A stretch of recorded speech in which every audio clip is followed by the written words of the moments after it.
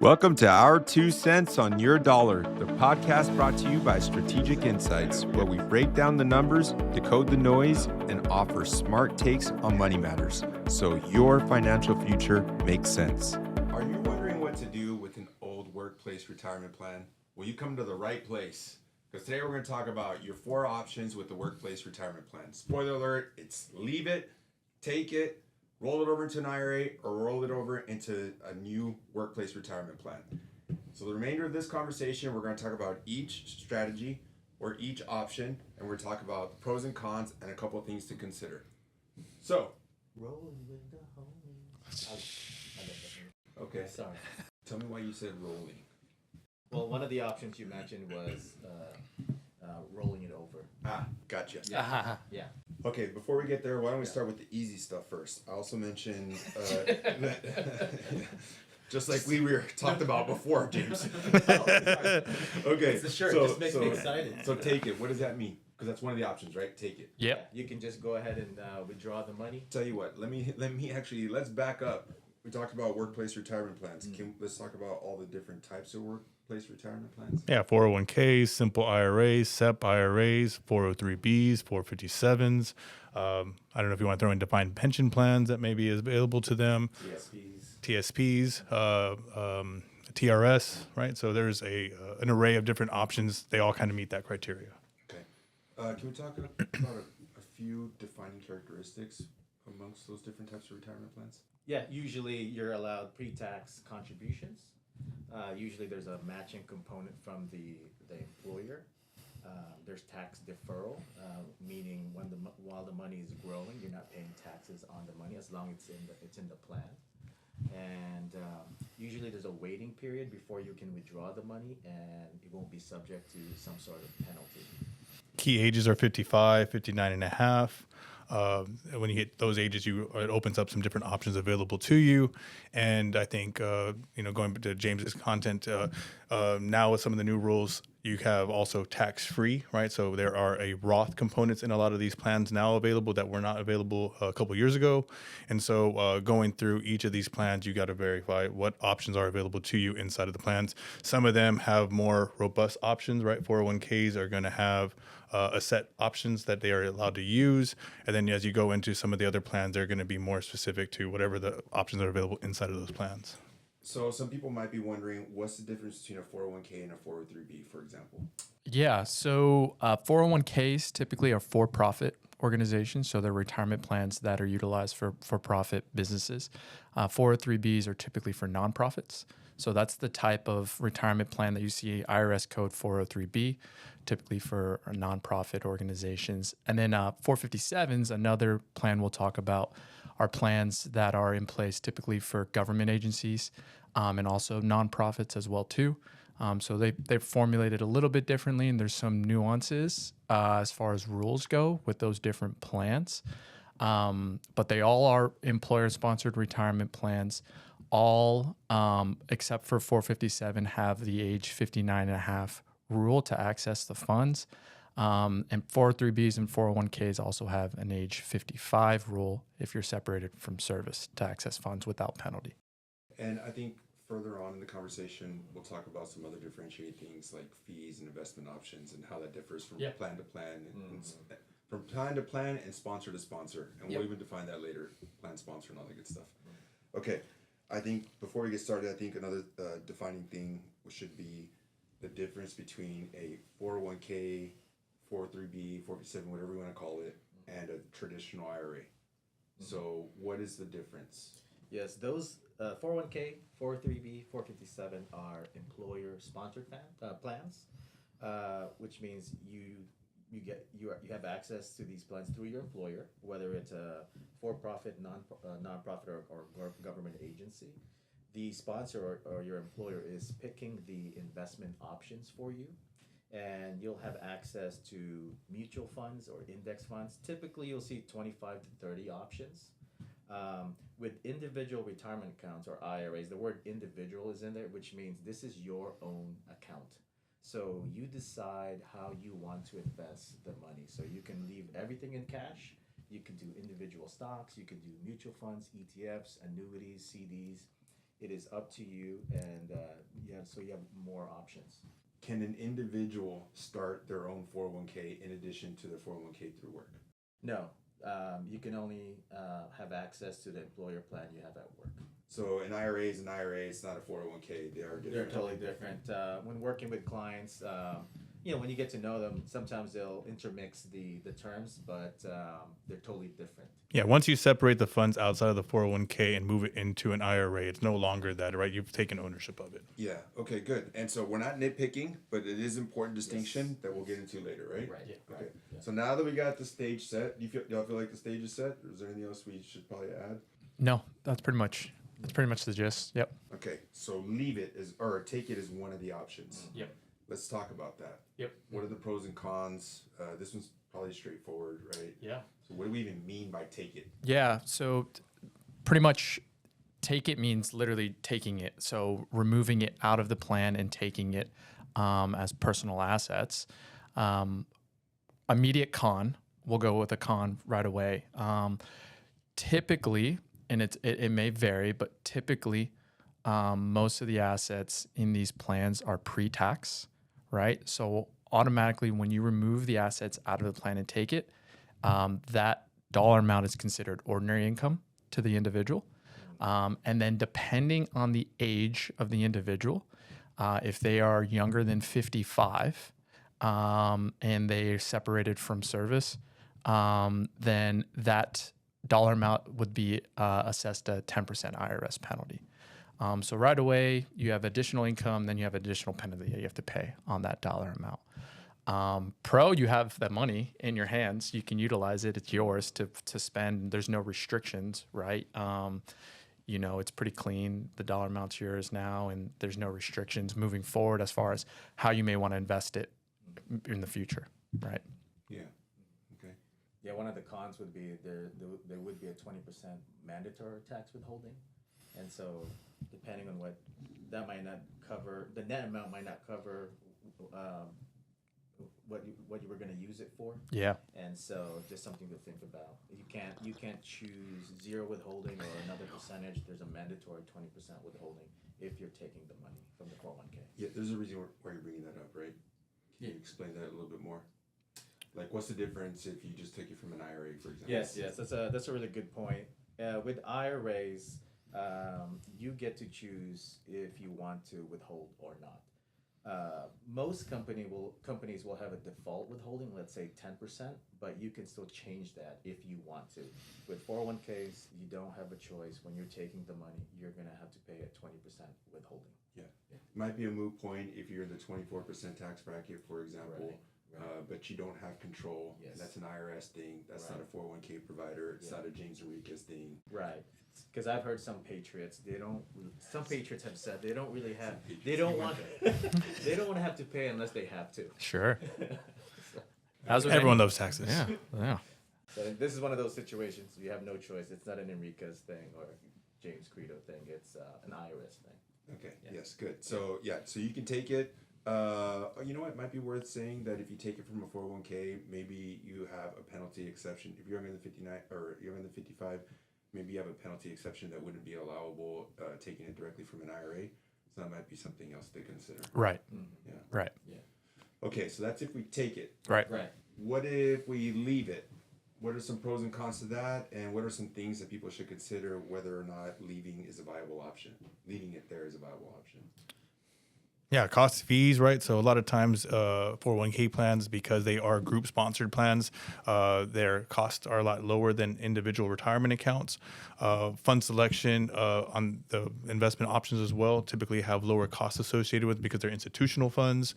There may be some different other options in there available, like 55. As you mentioned, if you take withdrawals out of the 401k after the age of 55, there is no early withdrawal penalties. There may be having outstanding loans.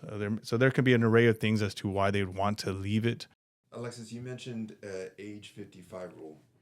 Can you unpack that and how that would impact your decision to leave it there? So if an individual has stopped working, retired, or they have left service and they are either in between occupations or they are having a need for funds. If they leave the funds or take the withdrawals from their 401k between the ages of 50 or after the age of 55, they'll avoid the early withdrawal penalty of that 10% that is mandated by the IRS. If it's in an IRA account and we take withdrawals, there's going to be early withdrawal penalties between 55 and 59. It's important, I guess, for the individual to understand what their cash flow needs are currently to be able to get an idea of when and how. What do you mean? Like, how does their cash flow needs now impact that? Yeah, because if they have a need for access to funds, they can, again, take them from the 401k without having to deal with any unnecessary penalties. So you might have to do that 20% withholding, like you mentioned, but yes. that's not a penalty. It's not a penalty. That's the taxes. That's an IRS rule. Right. It might feel like a penalty, but they're two separate things. Yeah, and if you're, in a lot of people's circumstance, it may be over withholding as well too. So when you file later for that year, you'll recoup that within your filing. But it's just a rule the IRS has. Okay, so Alexis, based on what you just said, does that mean the age 55 rule is a moot point if you don't need access to capital? Yes, James, that's correct. I think if age 55 doesn't matter, you don't need the access to funds, and you want to go back to the other parameters to evaluate what's the best decision for you. Gotcha. One thing to consider with 401ks and not rolling it into an IRA, Alexis brought it up, was lending, right? So a lot of 401ks offer some type of loan option. And so if you have an outstanding loan on your 401k, the way that works that if you decided to roll over that 401k into an IRA, just went through this with a client, the outstanding balance of that loan in that 401k would actually default at that point in time. And that dollar amount would be considered ordinary income for that individual. So a reason to keep it in there would be to avoid taking that as income for the individual, making payments on that loan, pay down that loan over time, and then eventually when that loan is paid off, depending on what your circumstances are, then rolling over that specific account over to an IRA if that's what they wanted to do. Is leave it an option for all retirement plans? No, certain dollar amounts, if they are low enough, I think it's 5,000, 7,000. So they're pretty low thresholds. They will require you to disperse the funds within a short time frame. Yeah, I think at 5,000 they'll automatically roll it over to an IRA. But if it's $1,000 or less, they'll actually just issue you a check, and that would actually be taxable. But you can decide, right? Like if you want to roll it over before they actually do that. Before they do that, you have an option. They will send you out notices. Anything else y'all want to add about leaving it? Can you think of any other reasons why you'd want to leave it? Another reason why you would want to leave your 401k is if you make too much money to contribute into a Roth IRA. For example, if you're single, you're filing single and you make more than $165,000, you can't make a direct contribution. If you're filing a married joint, if you make more than $236,000, you can't make a direct contribution. So you have to do a backdoor Roth. And to avoid pro rata rules, you would have to keep your 401k. And if you have any other IRAs, to avoid pro rata rules, you would actually roll over your IRA into that 401k. Okay. Yeah, if allowed, right? Because if you're separated from service, you may not be allowed to roll over any additional funds into the plan. But yeah, that we've talked about pro rata rule in the past in other episodes. It's important to know you can't have pre-tax traditional dollars without having to take that rule into account when considering what the Roth eligibility is. Okay, so those are some good reasons to leave it. You were just talking about rolling stuff into a workplace retirement. You were talking about if it allows it. So why don't we talk about that next, the pros and cons, the different things to consider. So can you give a little bit more detail on what we mean by if the new workplace retirement plan allows it? Yeah. So each plan is different on what they allow as far as non-direct contributions into the plan. So Some workplace plans will allow you to roll over old 401ks into the new 401ks. Some plans will allow you to roll over IRA money into the 401k as well too, but not every plan will allow you to do that. And if you're separated from service and you have that old 401k plan, a lot of times they won't let you do it as well too. I think some pros to all that stuff, right, is consolidation, right? For some individuals, it's easier for them to consolidate all into one area so they can keep track of it. Other benefits could be loan provisions that might be available, right? So consolidating assets into one plan, they maybe have access to more loan capabilities. And then going to that point is, to Credo's point, right, is the sense that for some individuals that are trying to take advantage of Roth IRAs, contributions, backdoor Roths, right, you might want to be able to take out that IRA from this equation, right? And so little features like that can help. Helps you avoid the IRA pro rata rule. Correct. Yeah. Yeah, depending on the plan itself, as we talked about earlier, and the size of the plan, amount of participants, the fees within the plan itself, the investment fees, participation fees, annual account fees, things like that, may be at a lower cost for the participant. So that would be definitely something to consider and help. One thing to consider when moving from one 401k plan into a new 401k plan is your RMD actually over time. So this is really important because when you attain required minimum distribution age, the IRS requires you to start to pay ordinary income taxes on any money that you've never paid taxes on. So this is pre-tax dollars, right? And so if you have an old 401k and you have a new 401k, and let's say you have an IRA as well too, IRS actually requires you to take required minimum distributions from each individual account itself, right? And so one thing that'll help as far as keeping track of that over time is that consolidation process. So if you don't have an IRA and you have an old 401k, now you have a new employer 401k, really good idea to roll over that new 401k or the old 401k into the new 401k and keep it consolidated.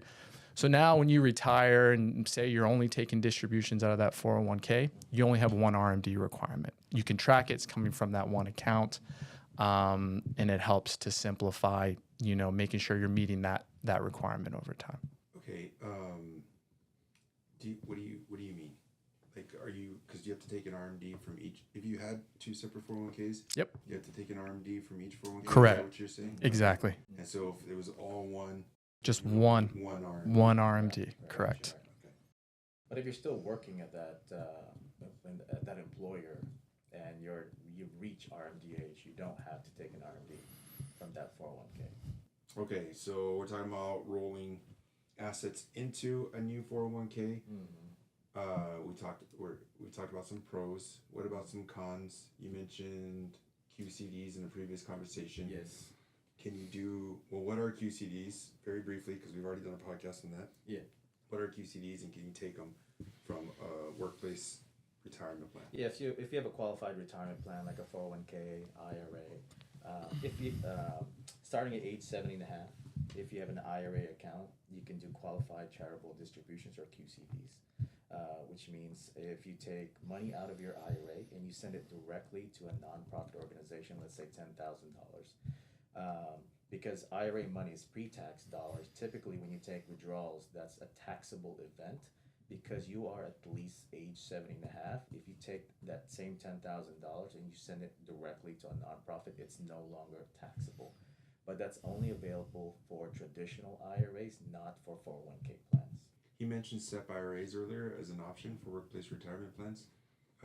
What are the rules around QCDs and SEP IRAs? You can do qualified charitable distributions from SEP IRAs if you're not actively contributing into them. Gotcha. Okay. I don't know who makes these rules, but they're out there. Well, contact your congressman. Okay, can y'all think of any other things on why you would roll it into your new workplace retirement plan? A quick little blurb. You mentioned that if your retirement plan allows it, I've said that for years, but I've never come across one that doesn't. I've come across plenty of custodians that will gladly accept more assets Have you all come across any scenarios where the new? Yeah, it's a capitalist society. I'll take it. Okay. All right. All right. So yeah. Hence okay. the shirt. No. So can y'all think of anything else that you want to say on this topic, Con for moving into your current employer plan? or just in general, some things that some people should consider? Like they're trying to weigh their options. Mm-hmm. What should they consider on whether or not they should roll assets into their new workplace retirement plan? I think we touched on. I'd say even comfort and ease, right? Comfort and ease of keeping track of things, right? Some 401k plans have much more easier trackability, whether it be through communication, electronic apps, right? New 401k plans might not have that same sophistication, and so there may be some limitations. Yeah, you know what? We don't ever really talk about that, but that is a real thing, right? You might not like the UI, or you might have trouble remembering your 2 passwords. Yeah. You can't save one password. Right. One site has trouble linking with some other financial software. Communication, yeah, part of your plan. So, right, even on something that we constantly are requesting information from our clients, and sometimes they'll have multiple things. Some of them sync with our systems very easily, and it makes it a lot easier to help them figure out what's the best option for them. You know, if you have multiple plans and things like that, it might be more difficult to keep track of things. Yeah. We mentioned fees a couple times throughout this conversation. Where can people find fees for the overall plan? The plan sponsor documents, you can go in there and they'll typically list all the available funds, those costs, admin fees, annual participation fees. It'll list everything. And Okay, lastly, your fourth option is to roll it over into an IRA. Okay, so what are some things that people should consider in making this decision? Why should they roll it over into an IRA? First off, some controllability. So rolling into an IRA allows you a lot more flexibility when it comes to investment selection, asset allocation as well too. So it's really important, especially when we talk about retirement planning and the importance of asset allocation. Your IRAs typically allow you to utilize a multitude of investment options that you would not typically get inside your 401k. Specifically, you have some options to purchase individual stocks. You have some options to purchase alternative investments along with different mutual funds and ETFs that may not be available on your 401k platform. That from the bat is a huge difference within your IRA in comparison to the 401k. Okay, yeah. So that might be considered a pro or a con? Based on the eye of the beholder, right? I guess. Right, we'll talk about that. That's what I mean by, like, what should people consider? Yeah. Do you want to manage your own funds, or do you want someone else to manage it, right? So there becomes a management component behind it as well. I'll tell you what, my 401k has that option. Correct, right? So in that 401k option, right, you have sometimes they'll have target date funds that will be managed. No, my 401k, I can pay a fee and somebody will manage it for me. Okay. Y'all come across that, right? Yeah. So again, right, you're limited to, back to Leo's point, you're limited to the scope of whatever is available inside the 401k plan versus, to Leo's point, where you have much more flexibility and options, everything from CDs, to money market accounts, to fixed annuities. So there's a lot, the door opens wide when you go into an IRA. So it's much more narrow inside of a 401k. Okay. Well, so if I'm okay with investment options in a 401k, I should leave it in the 401k? Yes. Okay. Cool. I think it depends. If we talked about fees, so it is potentially that 401k costs more, keeping it in that plan, and utilizing the funds that are in the plan, depending on the size of the 401k plan, in comparison to what the IRA could provide, right? So if you're using just low cost ETF funds, and you structure it really low cost, and management fees are super low cost as well too, you can really have an inexpensive traditional IRA in comparison to what the 401k cost may be. Okay. What are some other considerations for whether or not somebody should roll over in a 401k into an IRA? We mentioned earlier the ability to do qualified charitable distributions, not available in a 401k plan. You can only do it in a traditional IRA starting at age 7.5. So if there's a nonprofit that you're supporting, or several nonprofits, you can only do this through by having a traditional IRA account. RMD thing we discussed as well too. So consolidating multiple retirement accounts from different employer sponsors into one IRA or even multiple IRAs, because you can meet your RMD requirement by taking a distribution from just one IRA if everything is in IRAs. If you remove them from those employer sponsored plans, you don't have to make multiple RMDs out of multiple accounts. You can just do it out of your IRA. I don't see this as much anymore, but there was some limitations on 401k plan beneficiaries. It was limited to maybe a primary and secondary, and it had to be an individual. With IRAs, you can choose a nonprofit as a beneficiary. A trust. Or even just the number of people you're giving it to. But I know over time the 401k plans have given people more flexibility with their beneficiary designations. So. Man, I mean, we're talking about investments. I mean, there's stuff coming down the pipeline of really expanding capabilities within 401ks and what you can invest in. And so that may be something to consider when thinking about keeping assets inside the 401k. If that's something that you're thinking about, it's like, hey, I want to have other investment options available to me that I can only get in IRA. Well, now there could be some potential investments that are eligible in 401k plans that weren't allotted beforehand. Yeah, to that point, this might speak to the reason why you want to leave something or not roll it over. So maybe going backwards here. But 457s, for example, the fact that you can access it penalty free, but younger than 59 and a half. Yep. That might be a reason why. Younger than 55 at any time. Right. Anytime. Yeah. Anytime. Right. Yeah. So that might be a reason why you don't want to roll it over into an IRA. So if you have a 457 and you think you're going to need money and you're only 45 years old, you might just want to leave it there. But if you don't think you're going to need any money, you might want to consider rolling it over to an IRA if all the other reasons exist. I think that's a good basis to try to figure out any of these options, right? What are you trying to accomplish? What are you trying to do? And then I think that you kind of work backwards from that point, right? Because then it makes it a lot more understandable for the individual as to what's going to benefit them at that current time. I think situations change, right? But anytime that there's a separation of employment or there's a transition, right, there's choices to be made. They don't necessarily need to be made immediately unless they have low dollar amounts in their accounts. But overall, I think that's probably the step one for any of these individuals that are trying to figure out what steps to take. They need to figure out what are they trying to accomplish and then work from there. Yeah. And you know what, to that point, a while back, I don't know when it changed. It might have been in 2022 with Secure Act 2.0. But previous to that, you needed to take RMDs from Roth 401ks. And, there's plenty of advisors that would use that as a reason to support rolling over a Roth 401k into Roth IRA because Roth IRAs do not. Right. But now, you don't need to take an RMD on a Roth 401k. We're not supposed to give advice. We're supposed to give education because there is an inherent conflict of interest if we tell somebody to roll it over into an IRA. Right. And so I think people have to be careful on where that advice comes from. Right. Because they have to realize it's conflicted. Yeah. What do I mean by that? How is it conflicted? Well, for most advisors, they're compensated by assets under management. So the assets that they are able to acquire through 401k rollovers, IRA rollovers, that's how they get compensated and get paid, right? So inadvertently, right, there's a conflict there where they have a desire for you to make that choice to move it to them. And so that I think right there is a concern, right, that every consumer should be looking out for, right? What is in their best interest? What are they trying to accomplish, right? What are the costs to do business with whoever it is that they're going to do business? And it should always be direct and upfront.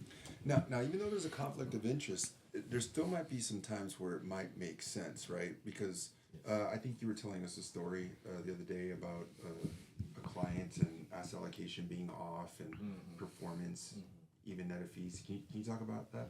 You probably hear it too. So if you've ever rolled over a 401k, and we've had conversations with clients with the record keeper and processed a rollover, but one of their jobs is to make sure that the client has read through all their options before deciding to roll over the 401k. And that's a due diligence process, and to kind of offset some of the conflicts of interest. But that's what they do. Hey, have you read over all of your options regarding what you can do with your 401k plan?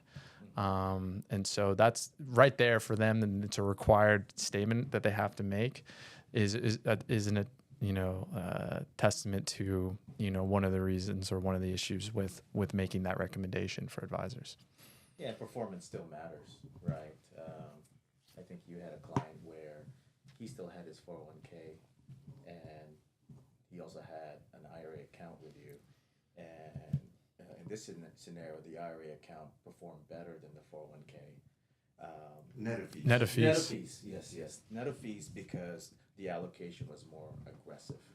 So, you have to kind of check yourself. Are you going to be able to keep your investment philosophy aligned so they have consistent returns? Are you going to do that in your 401k, or do you want someone to handle that for you?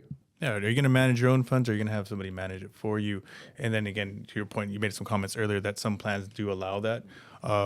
We have a process, right? So I think also understanding what that individual's process, that individual that's asking you to take over your life savings, right, your retirement accounts, you need to make sure you understand what that process looks like. Yeah, and in 401k plans, the default investment strategy that's usually picked for the employee is a life cycle fund based on a specific retirement date in the future, usually around 60 or 65.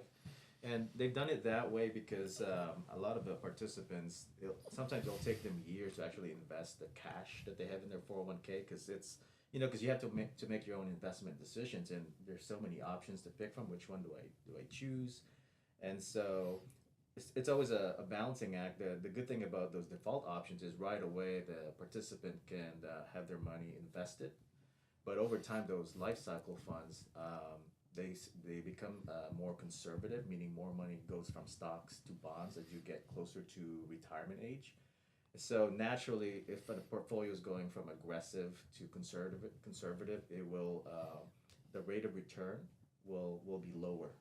So it's good that you have something that's turnkey. There's nothing you have to do, but you will experience underperformance. But the risk is getting lower. But that might not be your intention, as opposed to just picking a static asset allocation over time. That will perform better. So even those what I call like basic things you need to look at will have a tremendous impact on how much money you'll have. So Good stuff. Okay. Any other things that y'all would like the audience to consider with this question? Should they roll over their Defined benefit plans. I don't know. There's some things in there. I don't know if we want to touch on that, but as far as, there's some times where some individuals have options to roll over portions of their pensions or defined benefit plans, and then they kind of go through some different scenarios as to why that would make sense or not make sense. For TRS is a common one in our area. They give them some different options in regards to their options in regards to how they want to retire with that income. They have options to take it themselves through partners. So there's some variations. That lump sum option is something that they may have a need for cash, right? They may not have access to cash outside of that pension plan. They may have some immediate needs upcoming, or they may have some desires to transfer it over to somebody else, right? Some of those pension plans can only be transferred to a spouse. And so you got to look at all those options. I think an important thing to look at that, though, I was looking at the TRS website and looking at how some of those options affect individuals. And I think that's something that they also need to be very mindful of. Taking out any chunks of money from those pension plans are going to reduce their monthly income. I think it's very important for them to look at how those will impact not just the current, but also the longevity of the component of their pension plan. The TRS website has a real nice plain example. It shows a $2,000 monthly annuity. If they were to take out a lump sum, they would receive $24,000, which is that 1 year chunk. However, in the years after that, or the ongoing payment would be only $1,833, I believe, was the payment. So that means going forward, they're only going to be receiving $22,000 every single year. And so it was interesting as I was kind of having this conversation with Credo here. He looked at it as a withdrawal rate, right? How much does that impact their withdrawal rate, right? What does that number look like? I looked at it as what is that rate of return off of that $24,000 to make up that difference from that 1833. It was around 8.3%, over 8%, which is something that is a pretty high rate of return, pretty aggressive. So I think it's also very important for them to understand why they're taking it out, right? If they're taking it out for because they think they can achieve higher returns, I think they need to be very realistic about that as well. Okay, awesome. Thanks, All right. guys. Well, tune in next time.